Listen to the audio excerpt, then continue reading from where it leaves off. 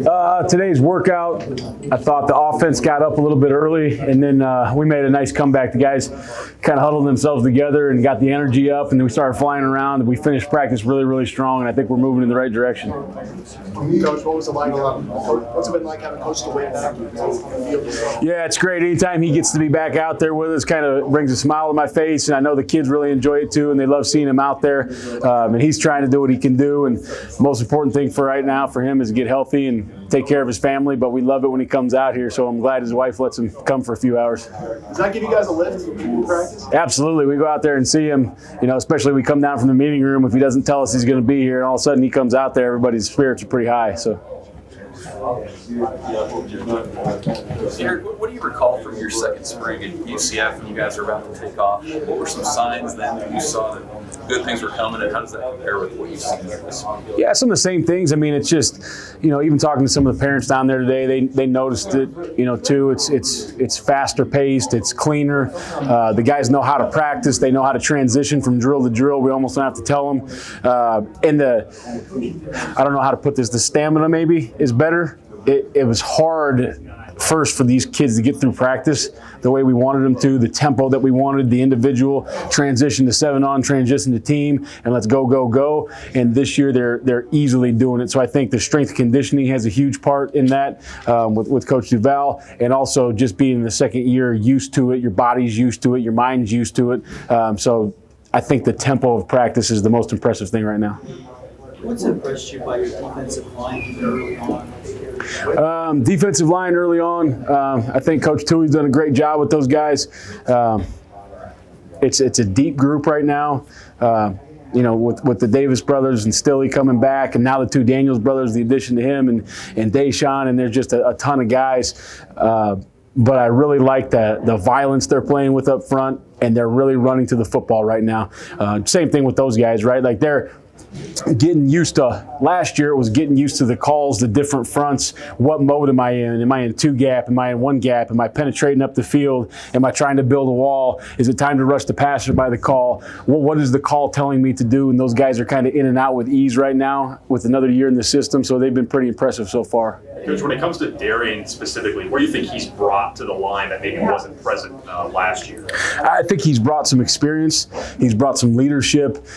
He's not afraid to speak his mind, and he does it in a proper manner. He's not trying to be the guy that comes in here and I'm going to run this team right away. But those guys, by the way that he works in the offseason, by the way that he drills, by the way he runs through the ball in practice, those guys are naturally starting to listen and follow along with him. So I think another leadership piece and another experienced guy has been huge for him. Is there any one or two things that really just stood out early in spring ball from your unit that maybe you didn't even expect?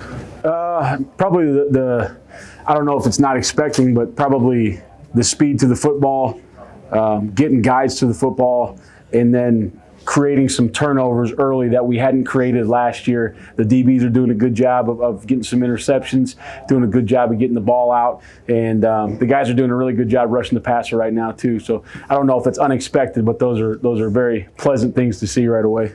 Back to Darian, is his presence, have you noticed, is it helping you, David? Oh yeah, absolutely. I mean, not only now do you have another guy, he's helping everybody, but when it's your brother and you're around him a lot and you can kind of see, hey, this guy's a pretty good player and he's done it before, maybe I really should start doing it like that. I think that's a huge factor for him. What does developing that defensive line help you in your defensive schemes? How much, if you can establish that defensive line, I guess, early on, how does that help you in your defensive schemes? Yeah, well, I think the game is won up front on both sides of the football. When that defensive line knocks people in the backfield and that ball's got to spit around, it's a lot easier for those linebackers to stay clean and make tackles. Also, it's easier for the DBs, even though they're doing a great job right now. Some of those balls are coming out pretty hot because those guys are pushing the pocket pretty good right now. So I think that helps in the run and it helps in the pass. When you're good up front, it helps everybody do your job. We kind of saw Deontay Williams in really limited roles last year. What's different from him at the end of last season to where he is now? The difference for him right now is he always played with speed and violence. The difference for him right now is he really understands what we want to get done. It's not just renegade football. It's not intramural football right now anymore. It's running stuff within the scheme of the defense, playing within the scheme of the defense, but still playing with that same violence and intensity that he had when he kind of didn't know what he was doing. That outside linebacker group who's maybe kind of stepped up as a leader in that unit, who's really impressed here so far? I mean, I think leaders in that unit, obviously, Ferg and Ace are probably, leading that, and then JoJo Doman's been very impressive. Those three have been really impressive.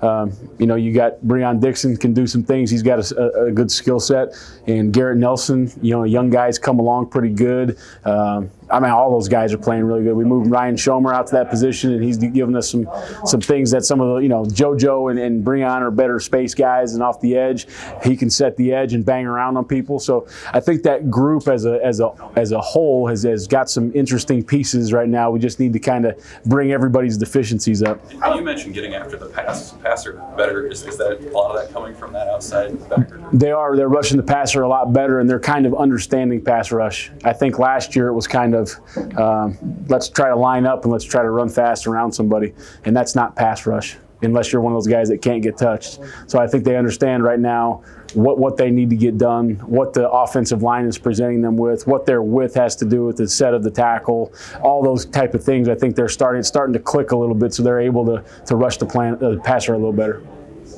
Anything else? Last one. JoJo, where is he being used primarily? Well, right now, I've been playing him all over. In base, he's been playing a real outside linebacker. He's been playing some nickel. He hasn't been playing as much safety. But JoJo's a really talented young guy, and he could play a lot of positions, and he needs to get on the football field for us. So I've got to cross-train him a little bit because, I've never wanted to say, well, he's going to be the second best but he's one of the best 11, so let's keep him on the bench. So let's train him at a bunch of different jobs, and let's see who else rises to the occasion, and we can move him around. I feel confident that he knows what he's doing. He's got a big skill set.